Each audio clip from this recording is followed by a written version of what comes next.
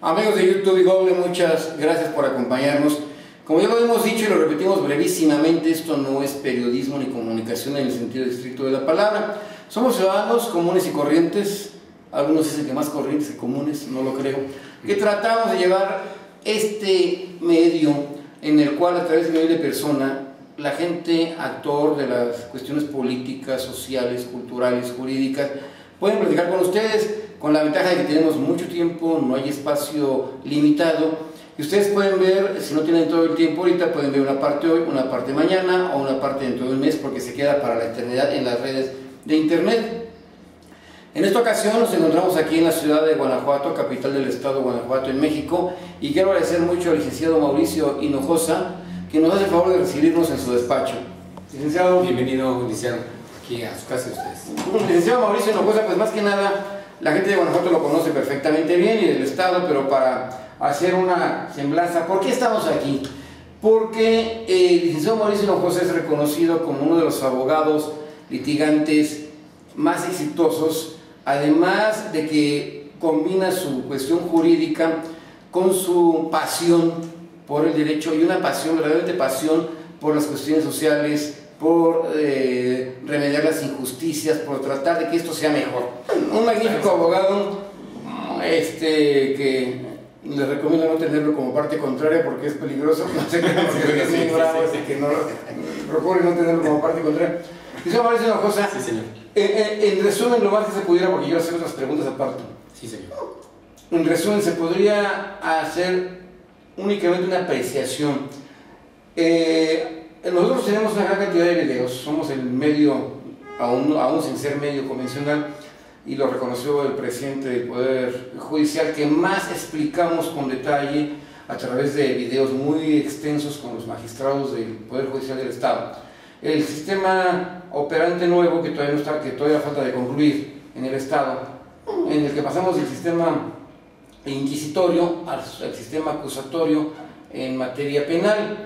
Ya en otras ocasiones hablaremos de la oralidad en otras áreas. Específicamente, yo ya le explico, ya a través de las pláticas con los magistrados al público ya le contamos toda la operatividad, hubo que cambiar leyes, hubo que cambiar, derogar y poner nuevas leyes. Pero usted, como litigante, ¿cómo ha visto este sistema? ¿Qué tanto beneficia al ciudadano y a la impartición de la justicia la oralidad? Bueno, hablemos de que la oralidad es importante aquí, recogida por una práctica ya en el pasado del derecho anglosajón, en Europa, en Inglaterra. La oralidad es una forma más clara, transparente, inmediata, espontánea, para poder conocer lo que es la realidad de un suceso en el ánimo del acusado, el jurado en algunos lugares, en nuestro caso pues el juez, el órgano acusador que por antonomasia está representado por el agente del Ministerio Público, da una transparencia. Sin embargo, el sistema, por ser nuevo, que ingresó recientemente en vigencia en el año 2011, nosotros vemos que hay mucho por hacer, requiere reformas. Requiere atención especial y voy a referirme a los puntos esenciales. Ya dije su virtud de la oralidad como tal y que va sustituyendo al derecho por escrito, que era por antonomasia antes de la oralidad el que prevalecía en el Estado mexicano, a excepción de la oralidad en materia laboral. Pero al margen de ello, creo que en el sistema de justicia penal, acusatorio y oral existen vicios que la autoridad, el Estado, el Poder Legislativo como Congreso y el Poder Ejecutivo y el Poder Judicial como órganos de gobierno no han evaluado, porque ellos deciden a través de los órganos de gobierno de decisión, para decirlo así, pero no de practicidad, de pragmatismo y de aplicación, porque ellos están en el gobierno, no son parte inclusive ni de la instrumentación. ¿A qué me refiero con esto?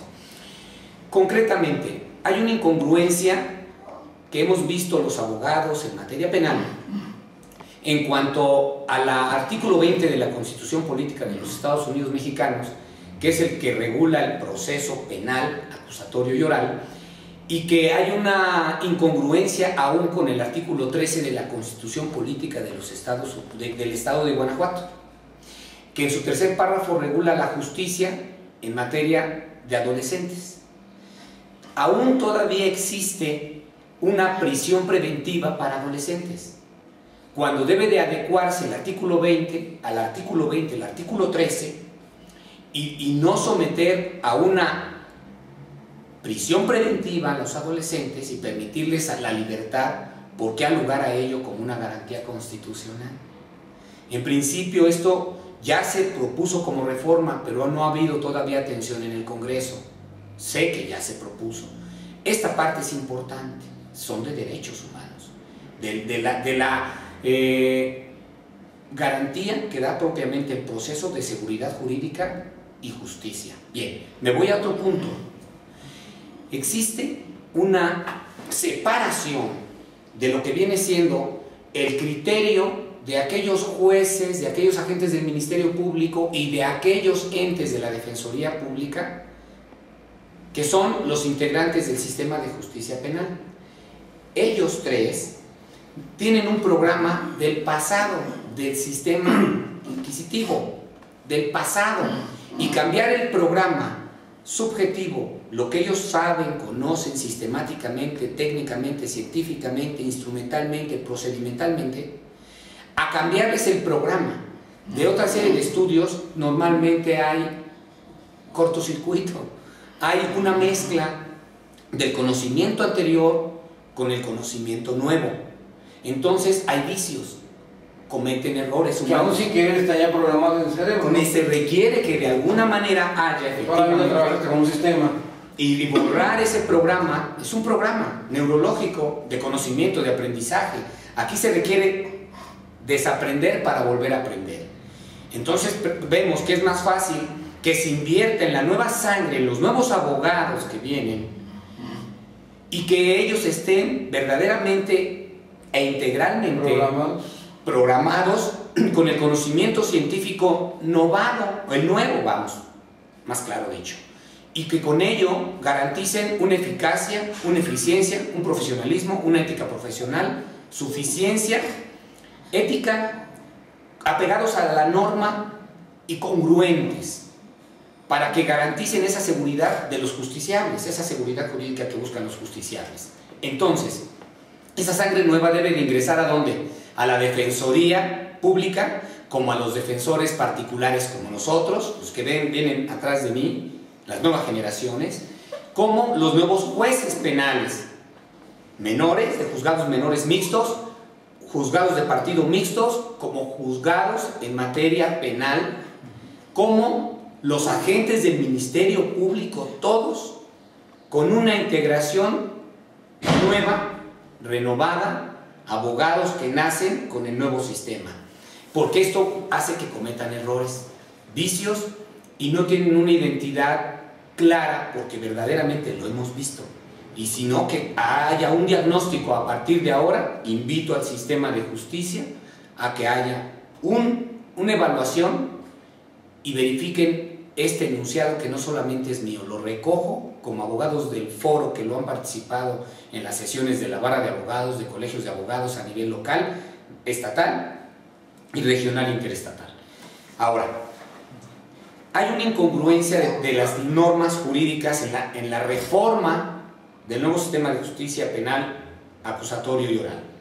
No hay una reforma integral y congruente entre lo que viene siendo, lo dije al inicio, el sistema de justicia de adolescentes, con el artículo 20 constitucional, con la nueva ley del proceso penal y con lo que viene siendo, ya no voy a hablar de la ley sustantiva, todo esto es procedimiento. Lo que yo me estoy refiriendo es procedimiento, porque tenemos que distinguir dos aspectos o ámbitos del derecho penal: el derecho sustantivo, que es el catálogo de delitos, y lo que es la ejecución de sanciones, y lo que viene siendo el área del derecho procesal o derecho adjetivo penal, procedimental.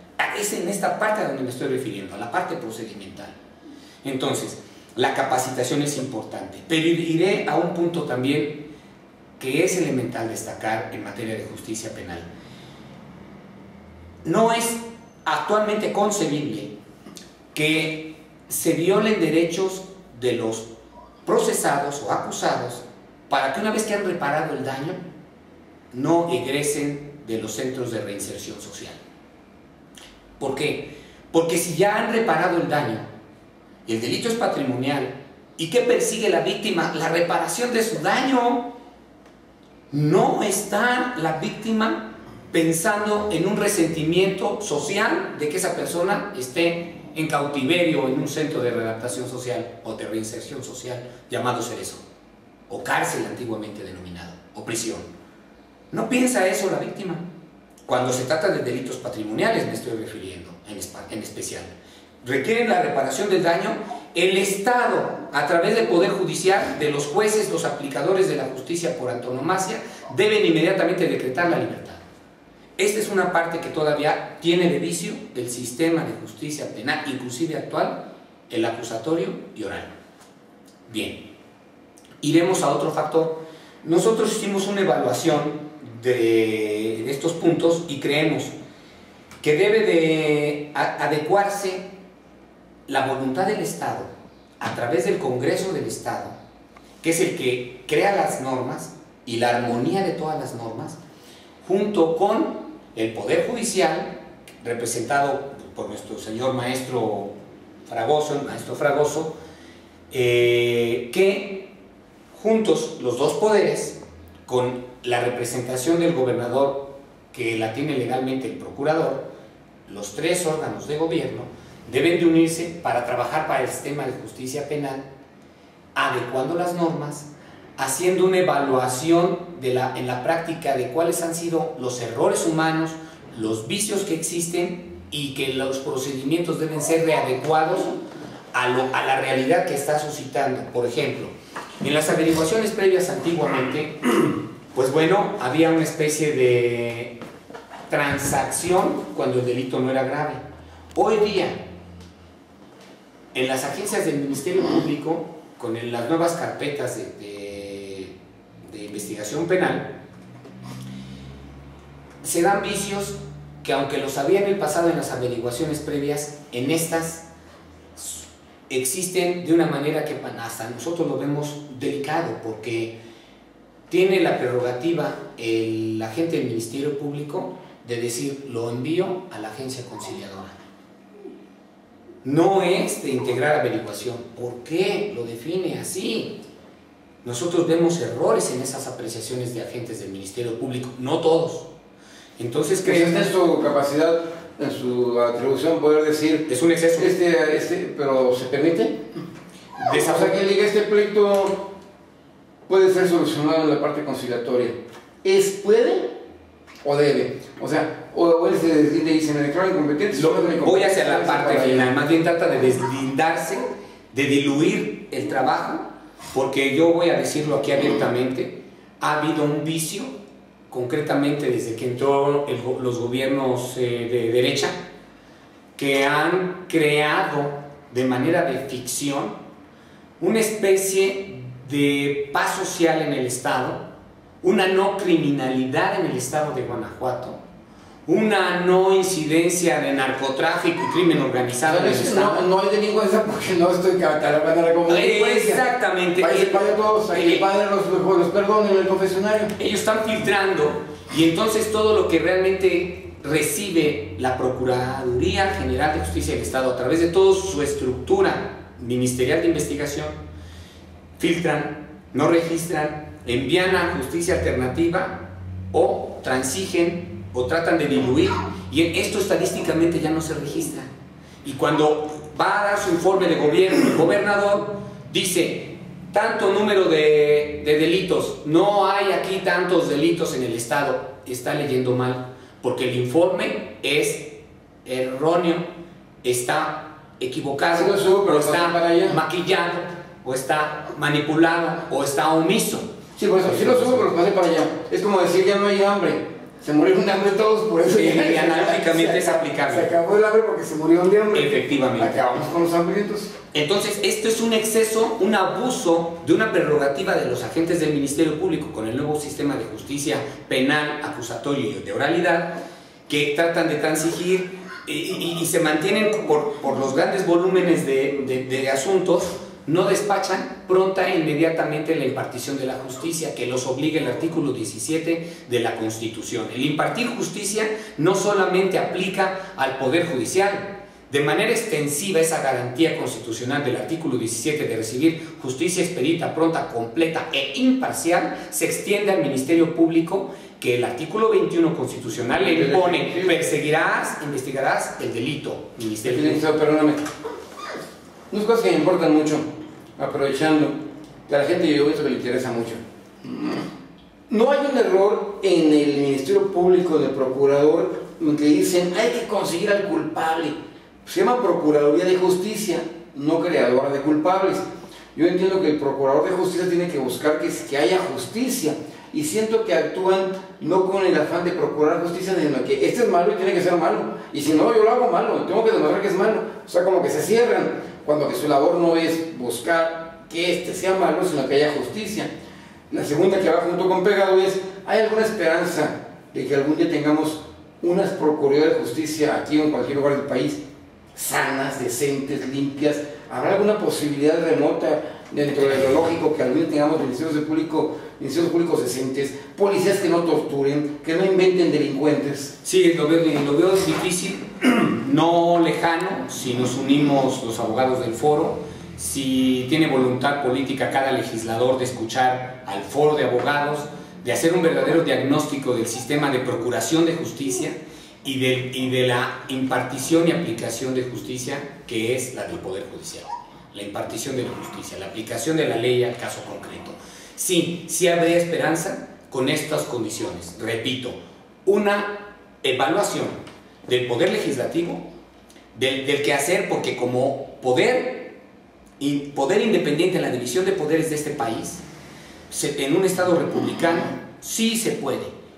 Y deben de hacer un diagnóstico, una evaluación del quehacer del Poder Ejecutivo y del Poder Judicial por parte del Legislativo. Pero se requieren que lleguen verdaderamente quienes conocen de la norma jurídica. Y yo no veo una exclusión, que me perdonen los que les voy a decir, pero quien se quiere preparar para la administración pública debe ser científico en ciencia política y que administre los recursos del pueblo.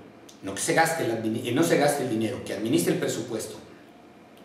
En el Poder Legislativo, que lleguen los abogados que conocen del génesis de la norma como de la teología de la norma, que es el fin último, lo que quiere decir teología, la aplicación de la ley. ¿Qué es la función principal del legislador? Pero llegan contadores, contadoras, ingenieros, ingenieras, arquitectos, arquitectas. Perfecto, pueden ser electos, pero bajo esa idea de libertad que la Constitución vicia de origen. Se llega al Poder Legislativo sin saber lo que es una norma jurídica y el proceso legislativo. Vienen a aprender derecho en el ejercicio del poder público de la legislación. Depende de los asesores. Entonces esta parte, sí, depende de los asesores, y los asesores son el que acaba de egresar, el amigo del sobrino, del compadre, y la verdad es que quita profesionalismo, y tienen que ser abogados expertos en la academia, en el ejercicio profesional, en el servicio público inclusive, o que tengan estas tres condiciones para poder ser doctos en crear una norma jurídica ad hoc a la dinámica social. Eso significa el derecho. El derecho es regular la conducta del hombre en sociedad. Luego entonces, si regula la conducta del hombre en sociedad la ciencia jurídica y es dinámica, debe de readecuarse el derecho a la dinámica social.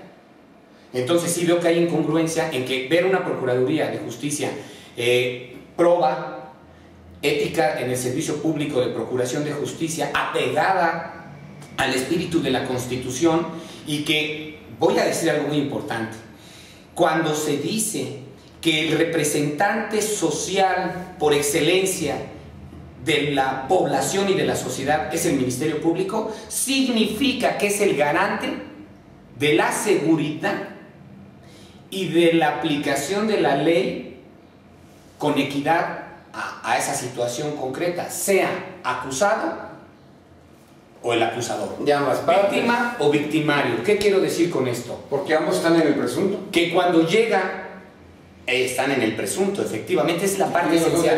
Pero resulta que el Ministerio Público se casa con la idea de que es delito, es lo que te decía, cuando no es delito, y entonces desprotege en su deber de representante social y garante de la legalidad del Ministerio Público, desprotege a la otra parte porque también es sociedad del acusado y a lo mejor es una venganza privada de la excónyuge, del enemigo, del bla bla bla, que va en contra del acusado y es una cortina de humo o una calumnia y es una simulación de contextos de información que son dolosos y el Ministerio Público se casa con la idea para poder acusar cegadamente y dogmáticamente. Piensa que si no demuestra que es culpable, aunque sea inocente, él va a quedar mal. No, pues tu tarea es demostrar la inocencia o la culpabilidad del inocente y del culpable, y ellos piensan que si no es culpable y si no logro que lo metan al bote, estoy perdiendo mi credibilidad o no estoy trabajando bien. Y en efecto es un punto. Se nos olvida dos puntos que hay que aclarar en la sociedad. Todos somos inocentes mientras no se demuestre nuestra culpabilidad. Somos presuntos inocentes, no culpables. Y segundo, la autoridad está obligada, la autoridad solamente puede hacer lo que la ley le permite hacer. Yo, ciudadano, puedo hacer todo lo que la ley no me impide hacer. Efectivamente, ese se llama principio de régimen de autoridad. Ahora, ¿en dónde está el quid también aquí? La autoridad confunde en el sistema de justicia penal. Los ministerios públicos no deben de confundirlo, debe de quedar muy claro porque están preparados científicamente para ello, que se presume inocente, no se presume culpable. Por tanto, la presunción de culpabilidad no existe. Es en sentencia cuando se define la responsabilidad plena y ya no hay presunción de culpabilidad, sino es responsabilidad plena en sentencia, técnicamente. Luego entonces, no hay presunción más que de inocencia y esta se define en sentencia, ni aun cuando se termina la etapa de instrucción de la recepción de las pruebas por el juez penal, y viene la etapa de juicio, que es las de conclusiones primero del Ministerio Público, luego los de la defensa, y luego viene la audiencia final, donde todavía tienen voz el Ministerio Público, el acusado y su abogado. En ese momento concluye técnicamente el proceso penal y cuando se está preparando, estudiando, analizando, valorando el material probatorio, se resuelve con una sentencia de fondo. Y es cuando está definida la responsabilidad plena o la absolución por la no acreditación de la responsabilidad penal. Porque puede existir el cuerpo del delito, pero no la responsabilidad penal. O puede también no existir tampoco cuerpo del delito, ni responsabilidad, y entonces hay absolución. Si no hay muerto, pues no hay homicidio. Aunque esto es un filtro. Aunque sí puede haber homicidio sin haber muerto. Bueno, sin encontrar el cadáver. Bueno, también es un desaparecido, sería un desaparecido, un secuestrado, un desaparecido, etcétera, ¿no? Sí, claro. Pues tienen claro que, abogado Mauricio Hinojosa, que yo me gustaría que hiciéramos más y estas pláticas porque son verdaderas cátedras de derecho. Ahorita con la plática que nos estás dando se me ocurren 20,000 ideas más, pero yo tengo un punto que quiero tratar, por eso te lo quiero tratar junto doble para que no se te vaya el tiempo. Sí, adelante. El primero, para terminar este asunto, bueno, no lo vamos a terminar nunca porque digo, yo me gustaría tener unas pláticas con usted, porque tú puedes informar a la sociedad con gusto, y se puede defender. Es un deber. La primera sería, te la voy a decir las dos juntas y ya tú las hablas. La primera sería que yo como ciudadano siento que el gran problema de mi seguridad, de la procuración de mi justicia, no está tanto, aunque puede estar en el problema en el juzgado, en los tribunales, en el Poder Judicial, sino que donde más peligra mi seguridad y la procuración de justicia está en los ministerios públicos, en efecto, sí. En el procurador de justicia. Afirmativo. Esa es una. Y la segunda, que ahorita nos la amplías, la segunda es, ya pasando a otro tema, punto y aparte, bueno, mejor responden esta, porque la segunda es sobre, voy a cambiar el tema completamente y me quiero ir a los órganos fiscalizadores que supuestamente deben cuidar. Ok, primeramente en las agencias del Ministerio Público decía hace un momento que el representante social por excelencia de la sociedad es el Ministerio Público y debe de representar, debería de representarnos y debería de garantizar la legalidad, esto es la legalidad, quiere decir que se aplique la ley cuando no se acredita algo conforme a una norma jurídica, digamos desde difamación, calumnia, lesiones leves, levísimas, graves, gravísimas, abuso de confianza, robo de un trabajador, robo calificado, robo simple, cuando no se acreditan, etcétera, toda una serie de figuras que regula el Código Penal y que requieren de determinados elementos probatorios, técnicos que regula el Código de Procedimientos Penales. Hay requisitos para probar, para la prueba, hay una ciencia de la prueba. Hay requisitos de la prueba. Entonces, si esas pruebas son deficientes, oscuras, insuficientes, entonces no hay la garantía del Ministerio Público para darle la seguridad tanto a la víctima como al victimario. ¿Y qué creen que hacen? Acusan aún así y por eso egresan de los centros de reinserción social los que están siendo acusados, porque hay un atecnicismo, alfa privativa sin técnica. No hay técnica por parte de los agentes del Ministerio Público porque no hay cientificidad. Por eso decíamos que estamos preocupados de que debe de reformarse y de limpiarse y depurarse, así como los mandos de policía ministerial que están depurando, también depuren a los altos mandos del Ministerio Público y a todos sus subalternos, y también depuren a todo el anacrónico sistema, perdón si lo digo así, no es correcto, humano que existe en cuanto a la nueva justicia penal de oralidad y del nuevo sistema de justicia penal acusatoria y oral. Aquí una cosa muy importante, amigos que nos escuchan y nos ven.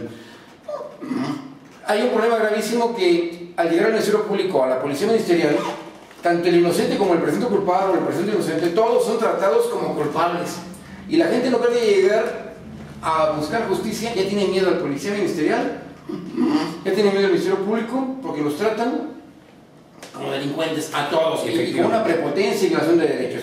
Bien. Y algo que acabas de mencionar importantísimo, mucha gente me decía, pero es que no puede ser que la Suprema Corte o el Tribunal Superior o el juez o el magistrado, etcétera, hayan dejado libre a fulanito. Pues no, espérate, es que si el Ministerio Público y el procurador y el policía hicieron un trabajo pésimo, el juez va a dictar la sentencia de acuerdo a lo que le presentan. Pero entonces la culpabilidad no es tanto del juez, pues si le presentas un caso pésimamente hecho, claro, el culpable va a salir libre. Pero además hay otra cosa más, cuando somos coadyuvantes los abogados de las víctimas, porque pueden llevar a su, pueden llevar y tienen derecho a llevar a su abogado particular, pero quien va a llevar la instrumentación del procedimiento va a ser el Ministerio Público materialmente y formalmente. Resulta que no admiten que nosotros, los abogados coadyuvantes, opinemos porque son sabios y soberbios, sabios en su propia opinión.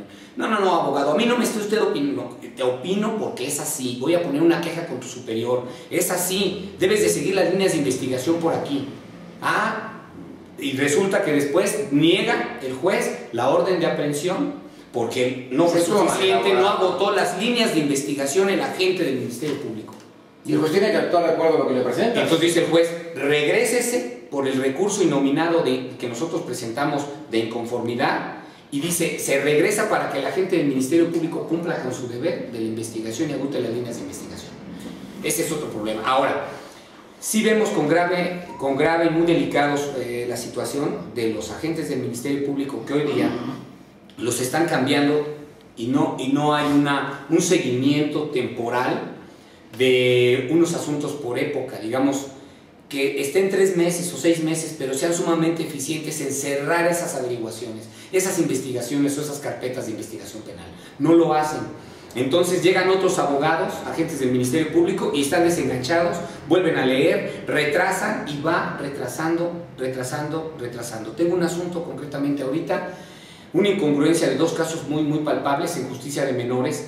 Los agentes del Ministerio Público no son congruentes, parece ser que tienen su propio código en materia de ejercicio arbitrario del propio derecho, que ahora los papás y las mamás toman como botín de poder a sus hijos para extorsionar anímicamente, económicamente, sentimentalmente a sus familiares, padres, madres, abuelos, hermanos, con los hijos.